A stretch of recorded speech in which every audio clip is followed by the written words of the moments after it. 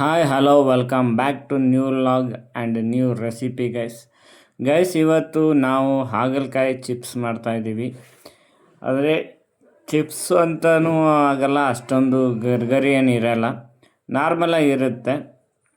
ಇದಕ್ಕೆ ಹಾಗಲಕಾಯಿಗೆ ಚೆನ್ನಾಗಿ ತೊಳ್ಕೊಂಡಿರಬೇಕು, ಉಪ್ಪು ಮತ್ತು ಅರಿಶಿನ ಹಾಕಿ. ಅದಾದಮೇಲೆ ಇದಕ್ಕೆ ಹಾಗಲಕಾಯಿಗೆ ಸ್ವಲ್ಪ ಅಚ್ಕಾರದ ಪುಡಿ, ಧನಿಯಾ ಪುಡಿ, ಹಾಗೆ ಒಂದು ಸ್ವಲ್ಪ ಗರಂ ಮಸಾಲ ಹಾಕ್ಕೊಂಡು ಇದಕ್ಕೆ ಸ್ವಲ್ಪ ರುಚಿಗೆ ತಕ್ಕಷ್ಟು ಉಪ್ಪು ಹಾಕ್ಕೋಬೇಕು.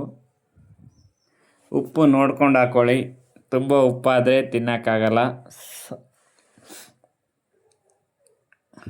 ಇದಕ್ಕೆ ಒಂದು ಸ್ವಲ್ಪ ಕಾರ್ನ್ಫ್ಲವರು, ಅದ್ರ ಜೊತೆಗೆ ಅಕ್ಕಿ ಹಸಿಟ್ಟು, ರೈಸ್ ಪೌಡರು ಹಾಕ್ಕೊಂಡು ಇದನ್ನು ಚೆನ್ನಾಗಿ ಮಿಕ್ಸ್ ಮಾಡ್ಕೋಬೇಕು. ಹಾಗೆ ಒಂದು ಸ್ವಲ್ಪ ಕಡಲೆ ಹಿಟ್ಟು ಹಾಕ್ಕೊಂಡು ಮಿಕ್ಸ್ ಮಾಡ್ಕೋಬೇಕು.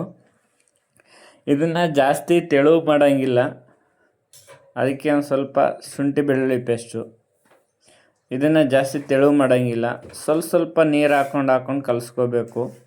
ಇಲ್ಲ ಅಂದರೆ ಜಾಸ್ತಿ ಆದರೆ ಬೋಂಡ ಥರ ಆಗೋಗುತ್ತೆ. ನಾವು ಬೋಂಡ ಮಾಡ್ತಾಯಿಲ್ಲ, ಅದಕ್ಕೆ ಸ್ವಲ್ಪ ಹಾಕ್ಕೊಂಡು ಕಲಿಸ್ಕೋಬೇಕು.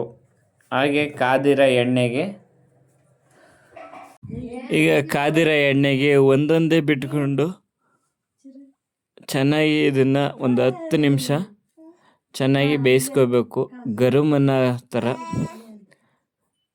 ಫೈನಲಿ ಈ ಥರ ಇರುತ್ತೆ. ಇದಕ್ಕೆ ಟೊಮೊಟೊ ಸಾಸು ಇಲ್ಲಾಂದರೆ ಚಿಲ್ಲಿ ಸಾಸ್ ಹಾಕ್ಕೊಂಡು ತಿಂದರೆ ಸೂಪರಾಗಿರುತ್ತೆ, ಕಹಿ ಕೂಡ ಇರಲ್ಲ. ಇಷ್ಟ ಆದರೆ ಲೈಕ್ ಮಾಡಿ, ಶೇರ್ ಮಾಡಿ, ಕಮೆಂಟ್ ಮಾಡಿ, ಸಬ್ಸ್ಕ್ರೈಬ್ ಮಾಡಿ.